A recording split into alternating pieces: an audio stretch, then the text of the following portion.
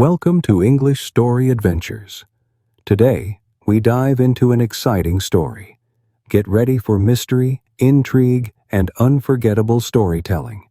Winter Days and Winter Nights. The first snow came, and the bitter cold. Every morning Pa took his gun and his traps and was gone all day in the big woods, setting the small traps for muskrats and mink along the creeks, the middle-sized traps for foxes and wolves in the woods. He set out the big bear traps, hoping to get a fat bear before they all went into their dens for the winter. One morning he came back, took the horses and sled, and hurried away again. He had shot a bear. Laura and Mary jumped up and down and clapped their hands. They were so glad. Mary shouted, "I want the drumstick! I want the drumstick!" Mary did not know how big a bear's drumstick is. When Pa came back, he had both a bear and a pig in the wagon. He had been going through the woods with a big bear trap in his hands and the gun on his shoulder when he walked around a big pine tree covered with snow, and the bear was behind the tree. The bear had just killed the pig and was picking it up to eat it. Pa said the bear was standing up on its hind legs, holding the pig in its paws just as though they were hands. Pa shot the bear, and there was no way of knowing where the pig came from nor whose pig it was. "So I just brought home the bacon," Pa said. There was plenty of fresh meat to last for a long time.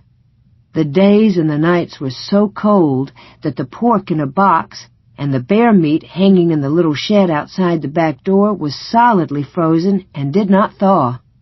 When Ma wanted fresh meat for dinner, Pa took the axe and cut off a chunk of frozen bear meat or pork.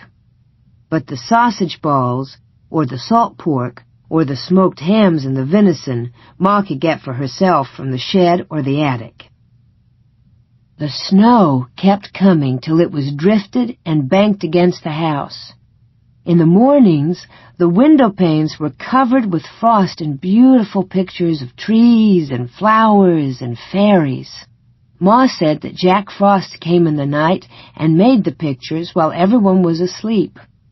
Laura thought that Jack Frost was a little man, all snowy white, wearing a glittering white pointed cap and soft white knee boots made of deerskin. His coat was white, and his mittens were white, and he did not carry a gun on his back, but in his hands he had shining, sharp tools with which he carved the pictures. Laura and Mary were allowed to take Ma's thimble and made pretty patterns of circles in the frost on the glass, but they never spoiled the pictures that Jack Frost had made in the night.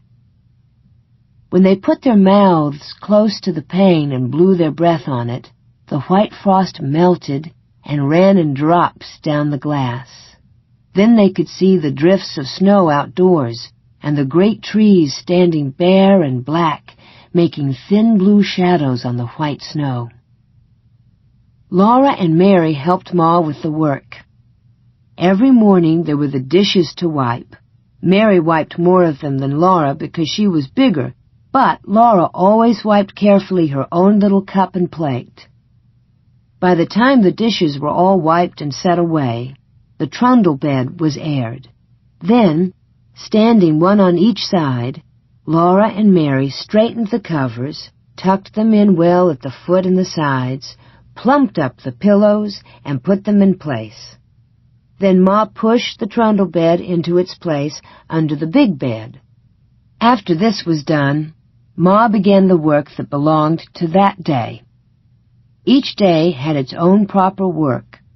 Ma used to say, "Wash on Monday, iron on Tuesday, mend on Wednesday, churn on Thursday, clean on Friday, bake on Saturday, rest on Sunday." Laura liked the churning and the baking days best of all the week. In winter, the cream was not yellow as it was in summer, and butter churned from it was white and not so pretty.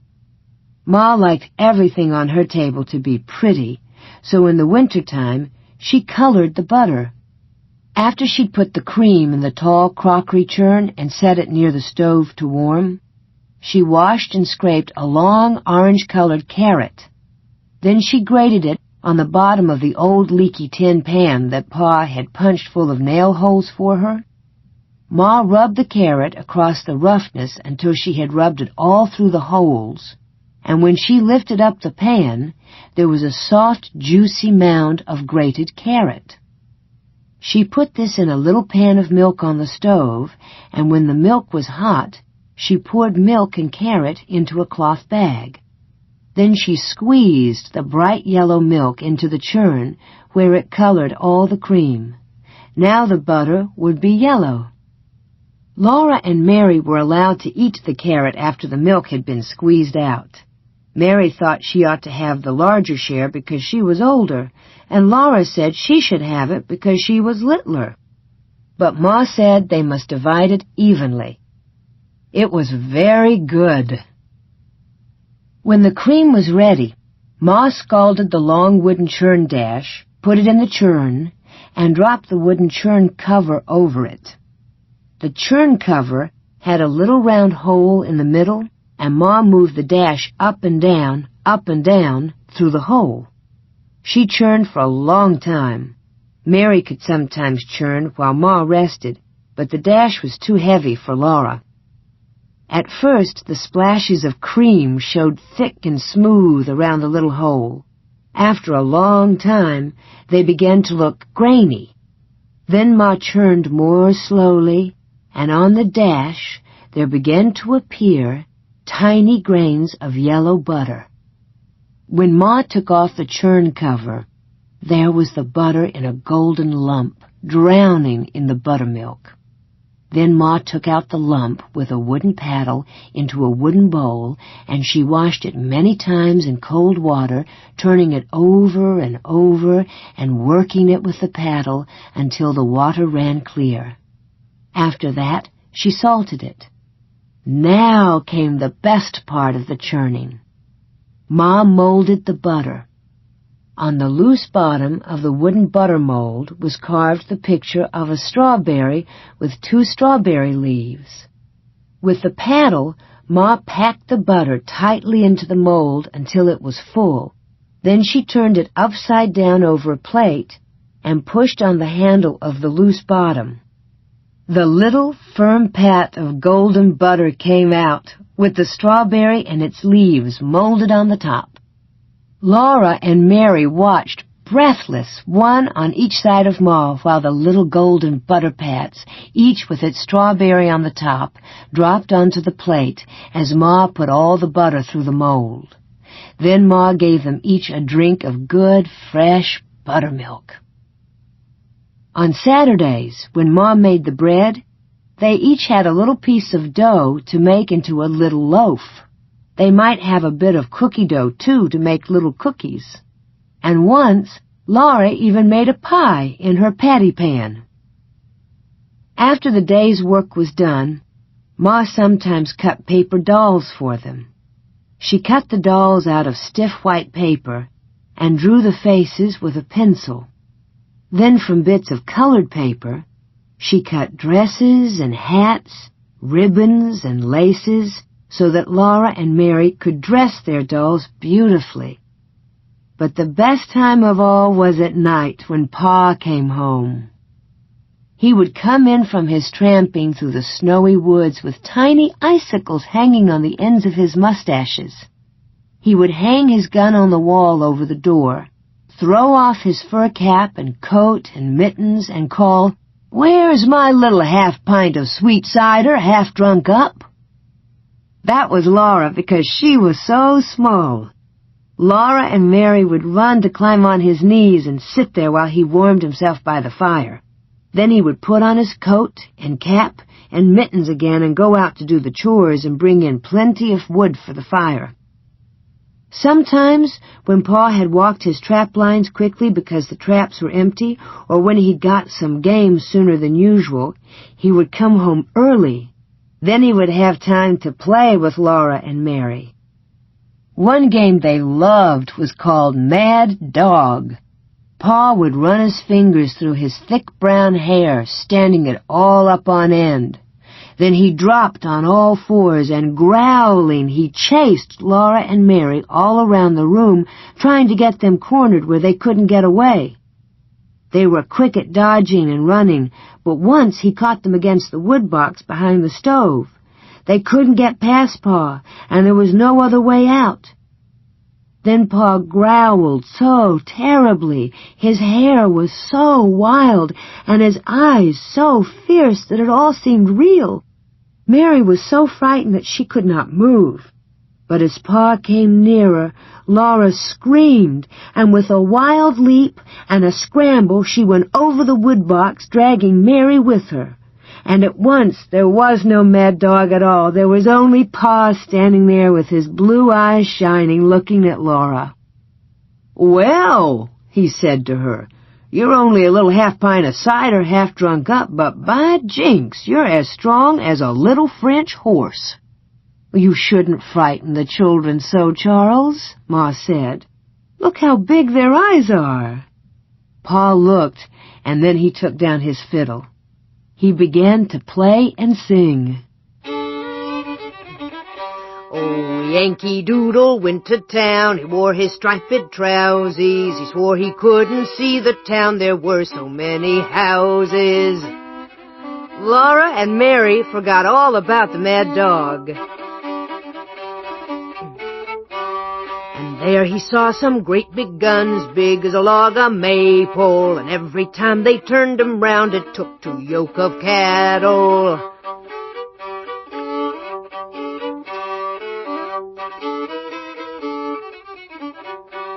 And every time they fired 'em off, it took a horn of powder. It made a noise like Father's gun, only a nation louder. Pa was keeping time with his foot, and Laura clapped her hands to the music when he sang. And owls and Yankee doodly-doo, and owls and Yankee doodle, and owls and Yankee doodly-doo, and owls and Yankee doodle. All alone in the wild big woods and the snow and the cold, the little log house was warm and snug and cozy. Pa and Ma and Mary and Laura and baby Carrie were comfortable and happy there, especially at night. Then the fire was shining on the hearth, the cold and the dark and the wild beasts were all shut out, and Jack, the brindle bulldog, and Black Susan, the cat, lay blinking at the flames in the fireplace. Ma sat in her rocking chair, sewing by the light of the lamp on the table. The lamp was bright and shiny. There was salt in the bottom of its glass bowl with the kerosene to keep the kerosene from exploding, and there were bits of red flannel among the salt to make it pretty. It was pretty. Laura loved to look at the lamp, with its glass chimney so clean and sparkling, its yellow flame burning so steadily, and its bowl of clear kerosene colored red by the bits of flannel. She loved to look at the fire in the fireplace, flickering and changing all the time, burning yellow and red and sometimes green above the logs, and hovering blue over the golden and ruby coals. And then Pa told stories. When Laura and Mary begged him for a story, he would take them on his knees and tickle their faces with his long whiskers until they laughed aloud. His eyes were blue and merry. One night, Pa looked at Black Susan stretching herself before the fire and running her claws out and in, and he said, "Do you know that a panther is a cat? A great, big, wild cat?" "No," said Laura. "Well, it is," said Pa.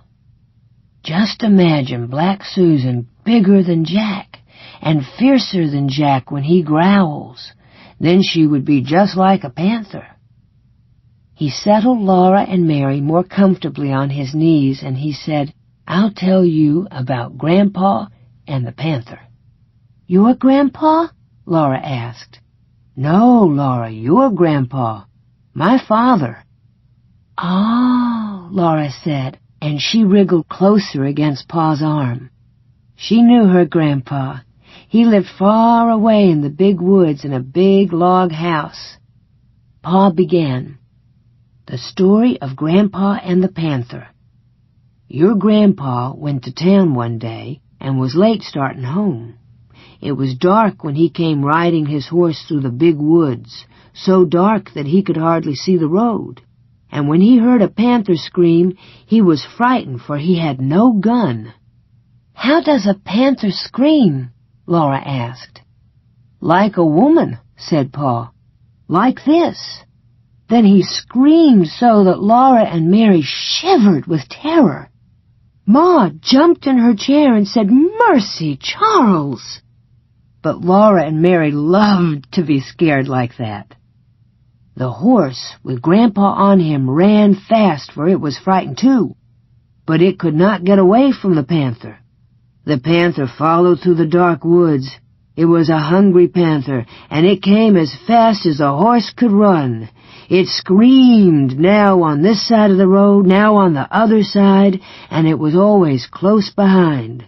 Grandpa leaned forward in the saddle and urged the horse to run faster.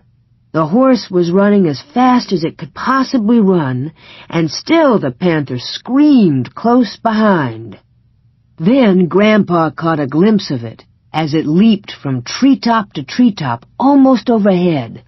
It was a huge black panther leaping through the air like Black Susan leaping on a mouse.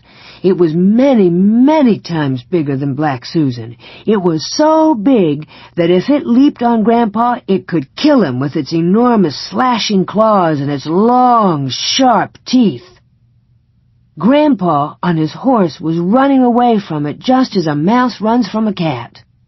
The panther did not scream any more. Grandpa did not see it any more, but he knew that it was coming, leaping after him in the dark woods behind him. The horse ran with all its might. At last, the horse ran up to Grandpa's house. Grandpa saw the panther springing. Grandpa jumped off the horse against the door. He burst through the door and slammed it behind him. The panther landed on the horse's back, just where Grandpa had been. The horse screamed terribly and ran. He was running away into the big woods with the panther riding on his back and ripping his back with its claws. But Grandpa grabbed his gun from the wall and got to the window just in time to shoot the panther dead. Grandpa said he would never again go into the big woods without his gun. When Pa told this story, Laura and Mary shivered and snuggled closer to him. They were safe and snug on his knees with his strong arms around them. They liked to be there before the warm fire with Black Susan purring on the hearth and good dog Jack stretched out beside her. When they heard a wolf howl, Jack's head lifted and the hairs rose stiff along his back. But Laura and Mary listened to that lonely sound in the dark and the cold of the big woods, and they were not afraid. They were cozy and comfortable in their little house made of logs, with the snow drifted around it and the wind crying because it could not get in by the fire.